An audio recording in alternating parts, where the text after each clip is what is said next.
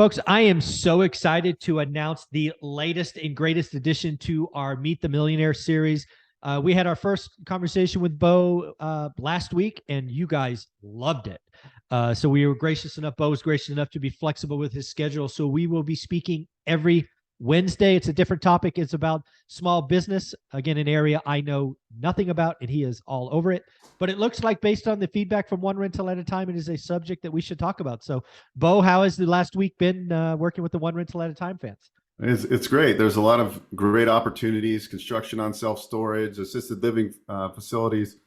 A lot of people scheduled calls and they're looking for, like, how do I get started in finding a business? So it's an interesting conversation. And I see a lot of entrepreneurs that own a lot of real estate and they're still W-2 employees. And they're like, how can I create a cash flow machine that I can reinvest that cash flow into real estate? And that's, I think, the way to really supercharge your returns and your investments. Yeah, so I think, one of the things I've learned over history, again, I'm older than maybe the average person watching this, is there's really an opportunity to create or buy businesses in a recession or a slowdown. I think this opportunity, with obviously the aging out of baby boomers, is probably bigger than most. So we're actually going to talk about three topics today. The first one is going to be starting brand new, right? If what would they have an idea, they have a basic sketch, but what would be the information you would like to hear from them? They're going to schedule a call with you, and we'll tell them how to do that in a minute. But what are some of the things that you would hope to hear from them if they're trying to start a brand new business? So it's a startup, and I'd ask, is this a franchise concept or a complete startup? Your own idea, your own vision, and then we dive into an overview of what the vision is, what the total project costs are going to be, working capital. I need to lease a space. I need to buy this equipment. We build out what we call sources and uses. And then we figure out, okay, this is going to be $1 million project, or it's a $2 million project, or a $300,000 project. Sure. Because there's different brackets of funding. So anytime there's no real estate involved in SBA financing, they have a rule called additional collateral, or collateral shortfall. Okay. So when there's no CRE involved in the project, if there's a collateral shortfall, which if it's a startup with no additional commercial real estate, then they're going to look for additional collateral that you may have. That could be a primary residence, that could be a rental property. So just be aware that if you have additional collateral, the SBA guidelines will look for additional collateral to be fully secured. But the guidelines, I will make a note that the guidelines, it doesn't mean you're not going to get approved. If you don't own any real estate, or maybe own it with partners and they can't put a lien on that property, SBA guidelines still allow for it. So sometimes what I tell people is, plan ahead and maybe, tap into that equity before you start your business. Okay. Yeah. And again, let's remind people where you fit into this scenario. What are you providing the One Rental at a Time fans with? Sure. So I essentially help you from the start to finish. I help you navigate the waters. I help you put together your package, give you input on your business plan, and get you all the initial documents. And I offer a kind of like a concierge service where we find the bank, credit union, or non-bank SBA lender. And the best part is on SBA loans, now I place other types of loans, but on SBA loans, there's no additional charge for my services. So it's a huge value add. The banks pay me a referral fee. So what I've done over the years is establish amazing relationships with regional community banks, national banks, credit unions, and non-bank SBA lenders. And I typically deal with PLPs. That means they're a direct lender for the SBA program. That means they don't have to send their file to SBA for underwriting, which is a huge, huge difference. They're delegated to underwrite in-house. That's awesome. And again, I love the concierge service. And again, you're not charging for this. People can schedule calls for you to run through this. You can be the concierge. We'll do it again at the end, but let's just hit it now so people need to run.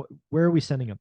So my name, boeckstein.biz. You're going to see a tab that says One Rental. You got to click on that One Rental. It's going to take you to my calendar, schedule a call that fits around your schedule. And then we'll meet over Zoom and talk just like how we're talking right now. Yeah. So again, one of the things that's very interesting about small businesses, again, I think starting from scratch is harder. In the next video, we'll talk about buying an existing business. I do think it's interesting if real estate is involved or not. So is that, tell us more about that, right? If you're starting a business and real estate's involved, how might that be different? Good question. So on a typical business acquisition with no commercial real estate, it's a 10-year term, 10-year loan.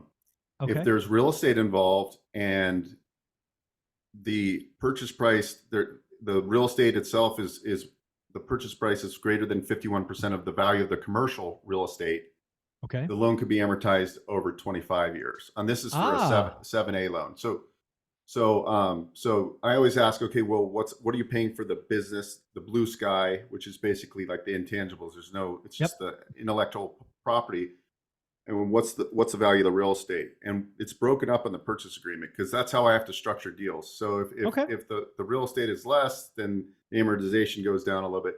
Now, when there's commercial real estate involved, we can do a 504, which is another SBA product, which is two loans. It's a first loan, which is a conventional loan, and the second loan is the government guaranteed piece, and it's basically 50% of the loan is senior debt, conventional piece, and 40% is the junior second piece.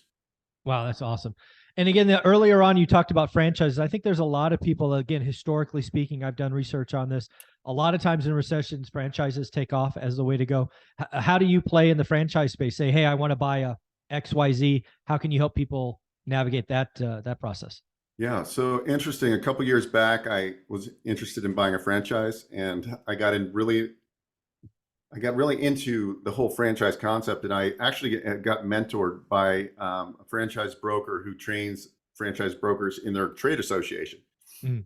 And so, if you guys need a good franchise broker, we have resources for that. And basically, the franchise process, SBA, these are SBA eligible.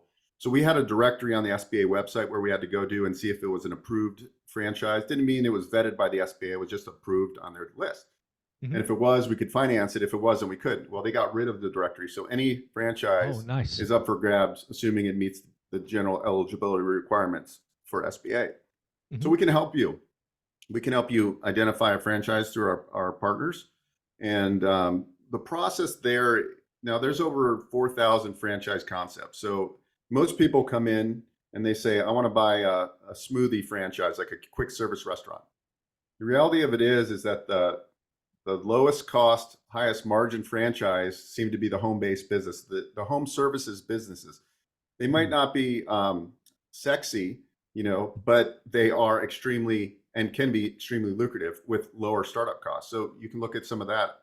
And so what I'm seeing a lot of the business colleagues I deal with, they own a platform of franchises. They might own a HVAC company, a plumbing company, and they kind of cross sell each other. So there's lots of opportunities in many different sectors in franchising. Yeah. A couple more questions as we wrap up episode number one. What are the, I have no idea. I've only heard about McDonald's being $1 million franchise, which I don't even know if it's true. What do franchises generally start at, low end to high end? Have you seen? Yeah, so there's franchises, which is actually they've done the paperwork to be a legal franchise, and then there's actually business opportunities, which could be Okay. like vending routes and things like that. Hmm. So I mean, there's opportunities in the $30,000 range, and then you could own a multi-unit territory. So I own all of Las Vegas and Henderson, and I could own all that territory. That might be 3 or 4 territories, and Okay. that could be $1 million type of deal or a $2 million. There's also like schools. So these kindergartens, these private schools, like Goddard School, for example, is a franchise concept. Those could be a Hmm. $5 or $6 million, investment if you're Wow. building a school and you own the dirt. So there's across Okay. the board. Yeah. Lots of, and then lastly, one thing I didn't ask this time, and I want to make sure I added here: is there like minimum loan amounts that you don't really service below? Like what's the minimum so we can make sure we get you the right stuff? Yeah, I mean, I generally do 150,000 and higher, but I prefer doing bigger deals, of course. But Of course. I'm here to help anybody.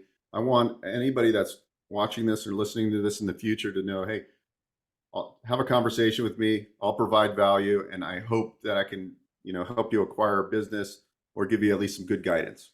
Yeah, I think one of the things you're going to see with the one rental at a time fans, given past relationships, is a lot of very entrepreneurial like folks in this community that are actually doing the work.